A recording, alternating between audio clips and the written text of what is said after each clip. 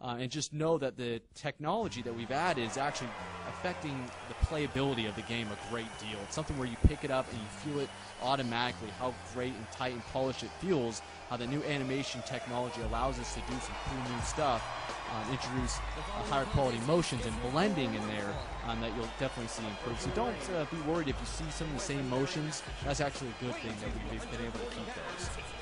Absolutely, and you mentioned blending. For the folks out there, what is animation or what is animation blending or blending? What is that? Basically, that's what we typically do between going from one move to the other, the transition. The transition, to be able to make that look seamless, is very important so that you don't see some jitteriness with the animation, or what we call warping, where they automatically zoom into another area. We want to make those transitions look really smooth. If the transitions are smooth, the gameplay will flow real nice, it will look great, it will feel better, and then it won't take you out of the simulation. So that's very important to us. So we've spent a lot of time, and we still have ways to go. You might see some errors going on right now that are definitely fixable and we'll have polished by the final version, but you'll see a much better smoothness going on with the animations this year because of that blending. Cool. So tell us a little bit about some of the visual upgrades that we're seeing. A lot of the people out there, unless they were at E3, some of them are asking and saying, it looks a little bit different, but I still see some resemblances to the SmackDown vs. Raw franchise. What is it about the visuals that are different that makes WWE 12 that much different? It's a lot of things. We've really been able to introduce a lot of new additions to the visual presentation of the game because of our new renderer technology. We talked a little bit already about the depth of field, which is that haziness you see in the background there that recreates the distance between the camera and that points in the background. So what allows us to do is really focus the attention on the characters in the ring to make them look real sharp. It also adds that realism. You do see that depth of field back there. That's always a nice addition. Also with the character models, we've been able to introduce higher res textures on the models themselves, so we get a lot more detail in the skin. You'll see cool things like freckles or scars or things like that that bring to life that true look of the character and really brings out that detail, which is really important.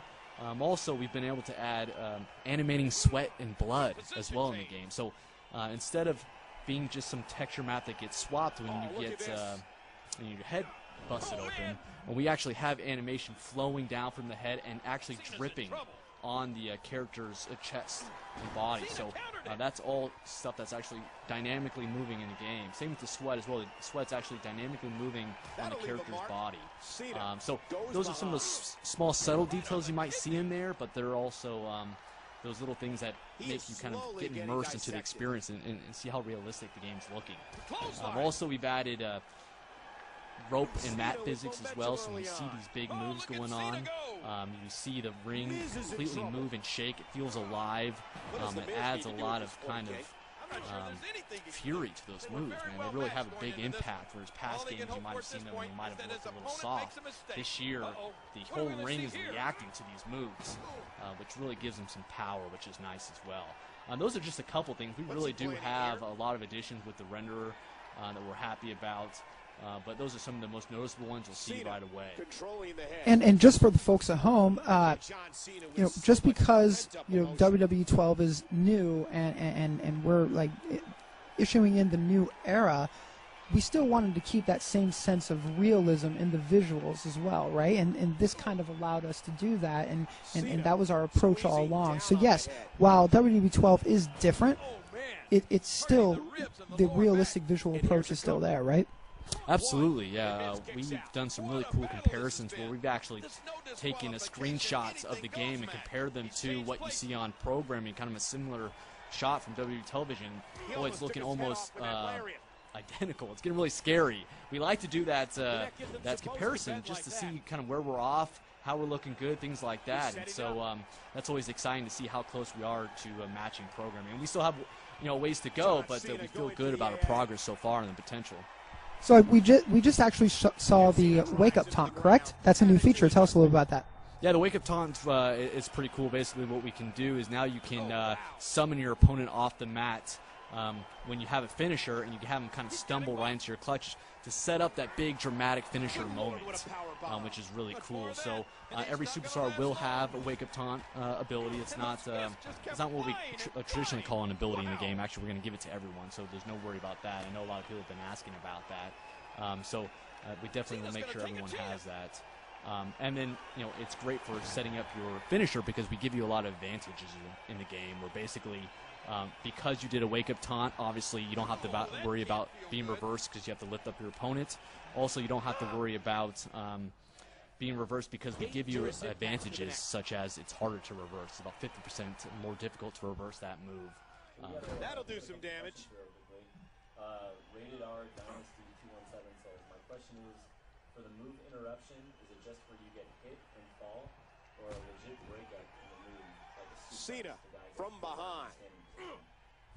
We do a break of the animation so that it looks clean and it blends nicely. So whenever, let's say, for instance, John Cena's doing an attitude adjustment, he has the guy up on his shoulders, and you come up from behind and hit it, he'll actually knock the guy off the top of his shoulders, and they'll both go to kind of a semi-groggy state.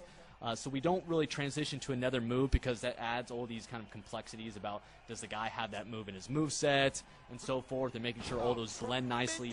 We do a nice little break animation for all those moves. Great. Oh, his body has to be broken right now. Look at the eyes of John Cena. The expression on his face here is very clear. He's in big trouble. We try to... I believe so. We try to make sure that a lot of the moves that you are doing against a standard opponent make sense. But I think we do still have some of those moves in there. I'm not 100% sure, so I'd have to double check for that question. But I believe we still have that. This has been physical. Great. So, obvious difference from before to now, we see health meters. And they're not even really health meters. What is it? Tell us what we're seeing down at the bottom of the screen, and how do you interact with it? What does it do? Yeah, absolutely. The HUD down there is your fill gauge for your finisher, and so we changed it from a momentum gauge, which we had in the past game, that actually grew and shrank depending on how well you did in a match. If you had moves done on you, you lost some momentum. If you did moves, you gained some. What we found was that wasn't very competitive because if someone's on a hot streak, they can basically force you to lose the majority of your progress towards a finisher. Now you never lose the progress that you had in there, and you can continue to store it up so that you can save your finisher. Sorry, I have Miz, and he's crawling to his ropes there. He's trying to get a rope break, reach for the ropes, got it. He's still going. So I see when you go to run, the adrenaline pops up, and tell us a little about adrenaline and what the adrenaline meter indicates. Yeah, absolutely. And a couple of things I want to mention on the momentum fill gauge is that we also added the ability to store multiple finishers in there, which isn't an ability. Everyone can do it, so you can store more than one finisher. The adrenaline meter is a meter that kind of governs how long you can run for. Kind of similar to our stamina system in the past. Basically, as you're holding the run button down, your adrenaline meter will drain, and once you reach at the end there, you won't be able to run anymore. We don't do anything like make you fall down or anything that was kind of annoying in the past systems. What we do is we just force you to start walking at that point. Also, if you are being Irish whip, it won't take away from it as well. If you're Irish whip, you still will run even though your adrenaline meter is empty. So that is basically game designer Brian Williams' way saying to Greg Miller, "You can't see me," right? Yeah, absolutely. The whole purpose behind it was to reduce the spamming of run attacks and really to kind of govern that. Of course, if you don't like the adrenaline system, you can always turn it off in the options. We always give you that option. But it is something that kind of makes the experience more competitive if you do have a way to kind of govern that running spam. Cool. So you won again, and I know some questions that have come up are victory celebrations.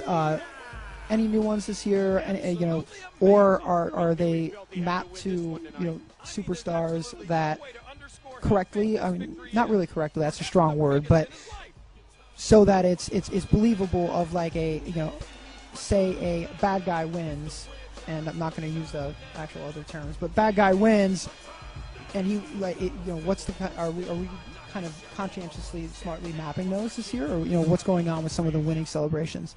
Yeah, I've read a lot of those comments about the